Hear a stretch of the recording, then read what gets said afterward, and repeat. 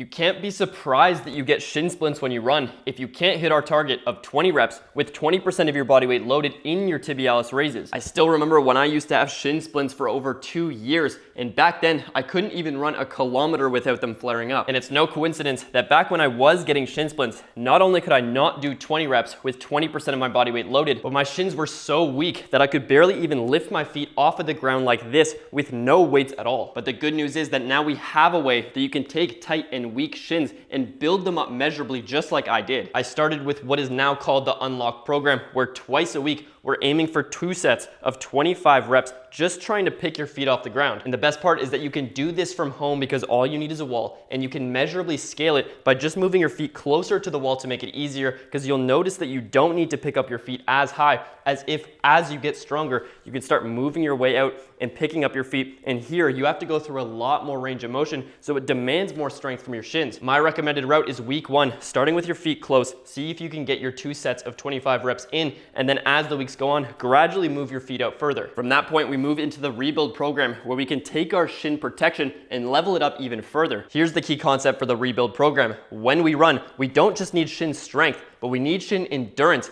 because we're using our shins over and over again for a long period of time. That's why once a week in Monday's workout, we set a 3-minute timer, and we're aiming for 60 reps in those 3 minutes. You either have the option of continuing body weight, continuing to try and get your feet further out doing your reps, or you have the option of getting a tibialis bar where you can actually load with weights instead. Here's what I recommend if you're going with the loaded option in the rebuild program. Start with a weight where you know that you can do 60 reps in 3 minutes, so there's no risk. From there, you can just progress through the weeks by gradually increasing the weight. If you hit your 60 reps, next week do a little bit more. If you miss your 60 reps, then try the same weight again next week. The rebuild phase of the program is 8 weeks long, so from week 1 to week 8, you can make a ton of progress just by doing this. Then we move into the targets program, where it becomes our goal to get 20 reps with 20% of your body weight loaded, and then maintain that for life. I can say firsthand, since hitting this target and then just doing it once a week, 1 set, I've maintained it and haven't gotten shin splints since. When you join the program and you're following the program route with us, you have the option of sending in a video of your form at any time for coaching from me right on the app. But here's 3 things that I look at. Quads stay flexed, so you can't cheat by using your knees.